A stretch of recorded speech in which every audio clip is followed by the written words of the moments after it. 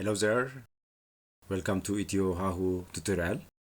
Today we are going to see about limit of functions of two variables using factorization methods.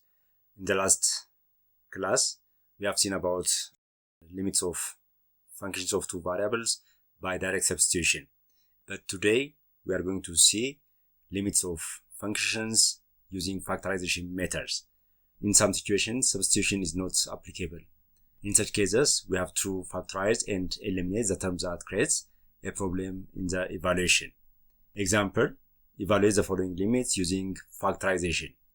Limit of x squared minus y squared over x minus y as x comma y approaches to 3, 3. When x is equal to 3 and y is equal to 3, the denominator here is 0, then it is undefined. Therefore, it's not suitable to use direct substitution method. Rather, we need to factorize this function and eliminate the term that creates this problem. The second example, limit of x raised to 4 minus 16 y raised to 4 over x squared minus 4y squared as x comma y approaches to 4, 2.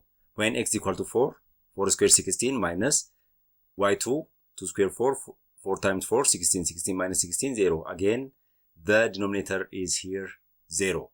But by factorizing this equation and eliminating the term that creates the denominator 0, we can find the limits.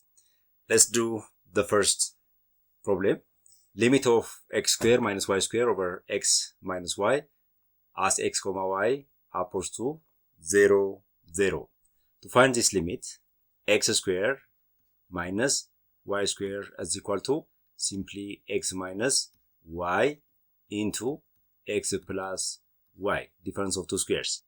X squared minus y squared over x minus y is equal to x minus y into x plus y over x minus y. X minus y goes with x minus y.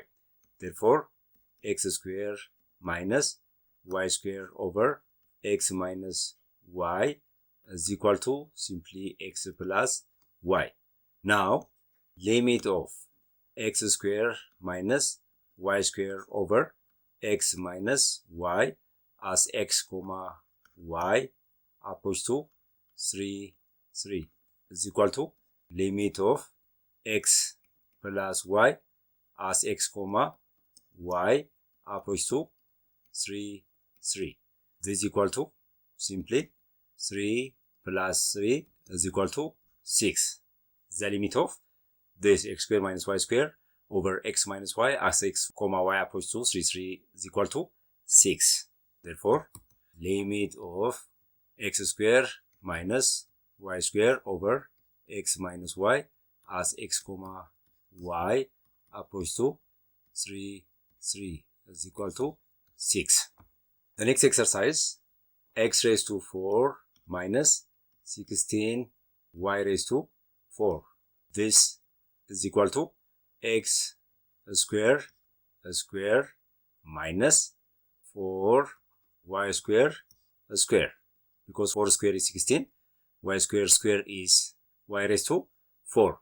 This is difference of two squares. Let a is equal to x squared and b is equal to 4y squared.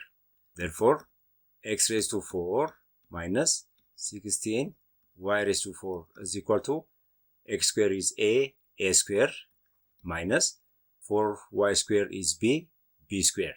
This is again difference of two squares, a minus b into a plus b.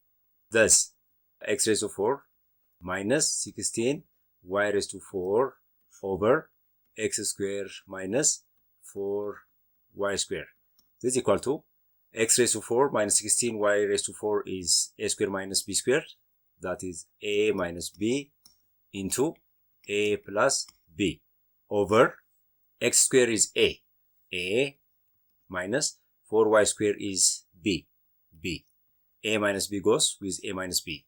Therefore, we are left with this x raised to 4 minus 16 y raised to 4 over x squared minus 4y squared is equal to a plus b.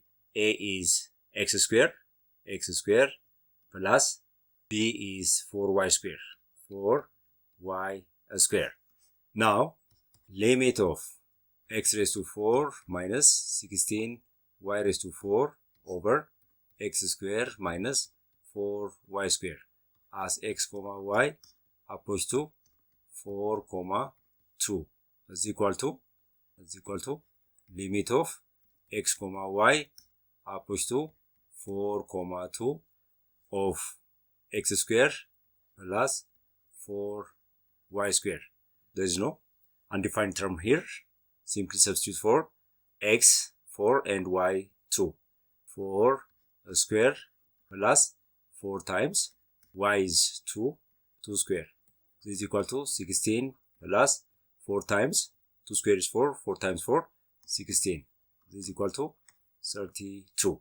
Therefore, limit of x raised to 4 minus 16 y raised to 4 over x squared minus 4y squared as x comma y approach to 4 comma 2 is equal to 32. And this is all about limit of functions of two variables with factorization methods. And next we'll see limits of functions of two variables using rationalizing techniques.